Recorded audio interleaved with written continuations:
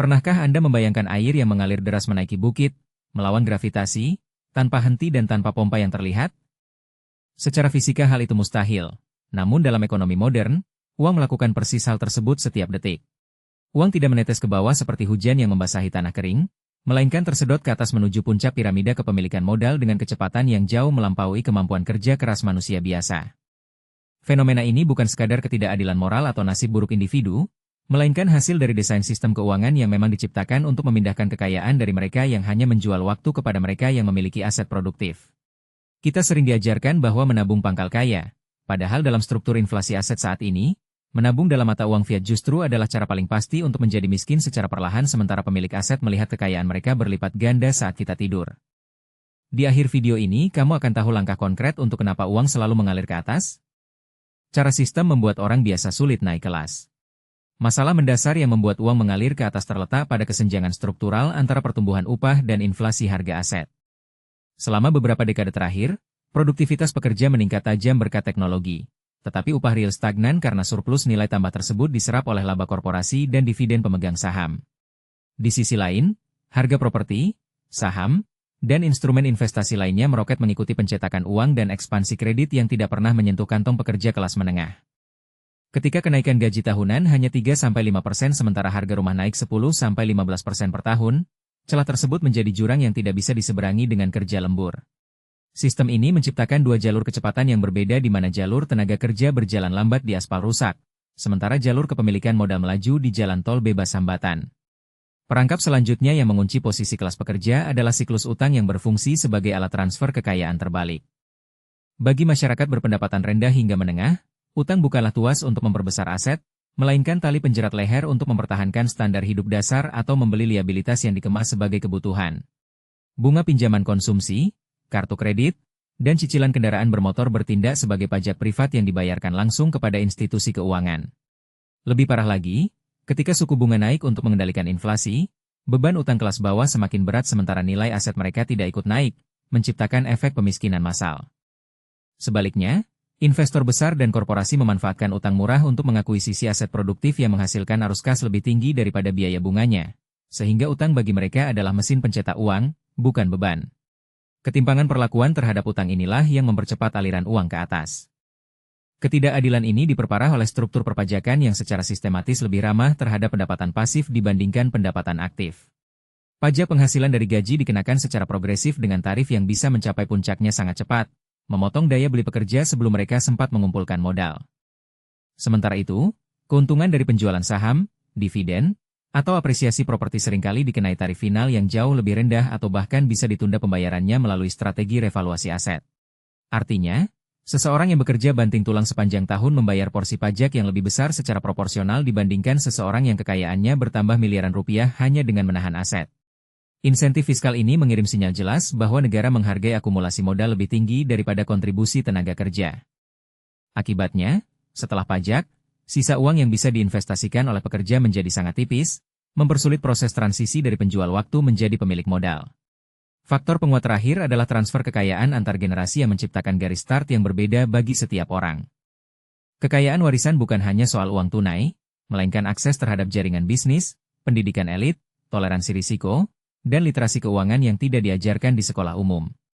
Mereka yang mewarisi aset memiliki bantalan keamanan yang memungkinkan mereka mengambil risiko investasi tinggi dengan potensi imbal hasil besar, sementara anak dari keluarga pekerja harus bermain aman karena satu kesalahan finansial bisa berarti bencana kelaparan.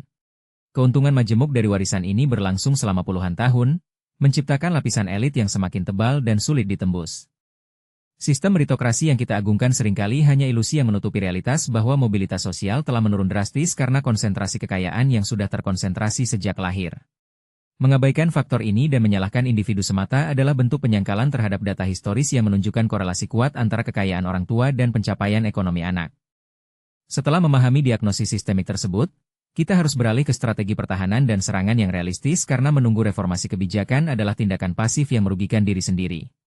Langkah pertama yang wajib dilakukan adalah audit radikal terhadap pengeluaran dan utang untuk menghentikan kebocoran arus kas ke sektor keuangan predator. Ini bukan tentang berhenti membeli kopi, melainkan merestrukturisasi kewajiban berbunga tinggi menjadi instrumen berbiaya rendah atau melunasinya secara agresif sebelum memikirkan investasi apapun. Prioritaskan pelunasan utang dengan suku bunga di atas 7% karena tidak ada investasi legal yang menjamin imbal hasil bersih di atas angka tersebut secara konsisten.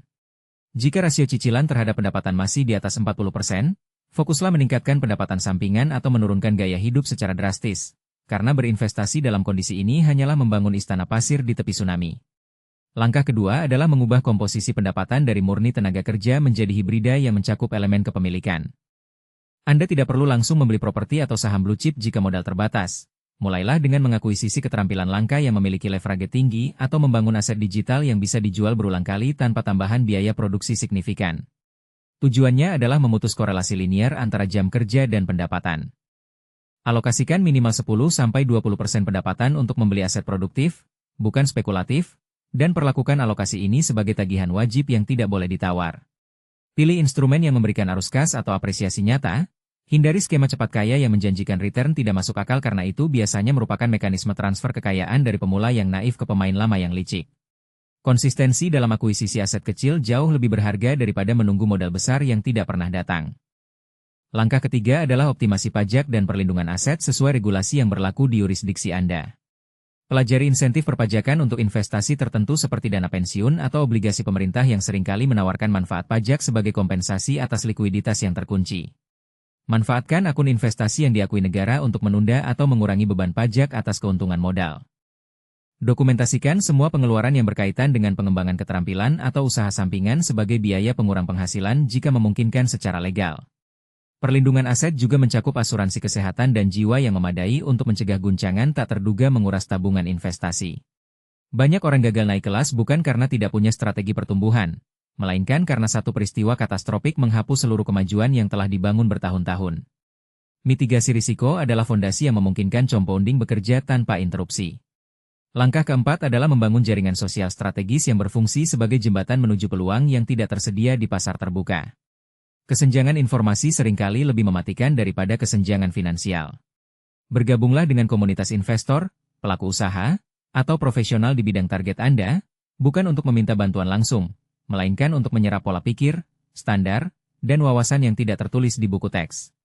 Tawarkan nilai terlebih dahulu sebelum mengharapkan timbal balik, karena hubungan transaksional jangka pendek jarang menghasilkan akses berkualitas. Mentorship informal dari orang yang sudah berhasil melewati fase yang sedang Anda jalani bisa memangkas kurva belajar bertahun-tahun. Namun, waspadai influencer atau guru palsu yang menjual mimpi tanpa rekam jejak verifikasi. Validasi nasihat mereka dengan hasil nyata, bukan testimoni yang bisa direkayasa. Jaringan yang tepat bertindak sebagai katalisator yang mempercepat konversi usaha menjadi hasil. Dalam menjalankan strategi ini, evaluasi kemajuan harus dilakukan berdasarkan metrik objektif, bukan perasaan atau perbandingan sosial di media sosial.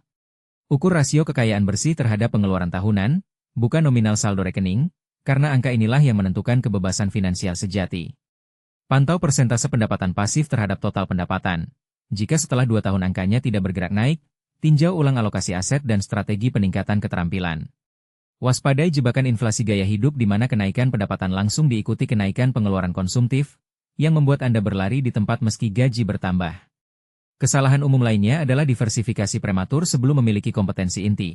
Lebih baik menguasai satu jenis aset secara mendalam daripada menyebar tipis di banyak instrumen yang tidak dipahami.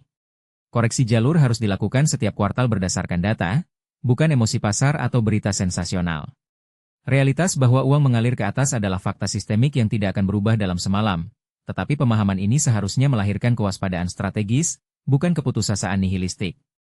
Sistem mungkin dirancang untuk menguntungkan pemilik modal, tetapi celah untuk naik tetap ada bagi mereka yang bersedia mempelajari aturan main yang sebenarnya dan disiplin mengeksekusinya. Berhenti menyalahkan keadaan tanpa aksi adalah kemewahan yang tidak mampu dibeli oleh mereka yang ingin mengubah nasib. Mulailah hari ini dengan mengaudit keuangan Anda, memilih satu aset produktif untuk dipelajari, dan berkomitmen pada proses yang membosankan namun terbukti efektif. Bagikan di kolom komentar, menurut Anda apa hambatan terbesar yang menghalangi akumulasi aset di situasi Anda saat ini? Apakah itu utang, rendahnya literasi, atau ketiadaan akses modal? Diskusi jujur tentang kendala nyata jauh lebih produktif daripada keluhan tanpa arah, karena dari sanalah solusi kolektif dan dukungan sesama pejuang kelas bisa tumbuh. Intinya, jalankan langkah kecil ini secara konsisten supaya hasilnya benar-benar terasa dan perubahanmu tidak berhenti di tengah jalan. Kalau video ini ngebantu, subscribe sekarang, tekan like, tulis pendapatmu di kolom komentar, dan share ke temanmu biar makin banyak yang terbantu.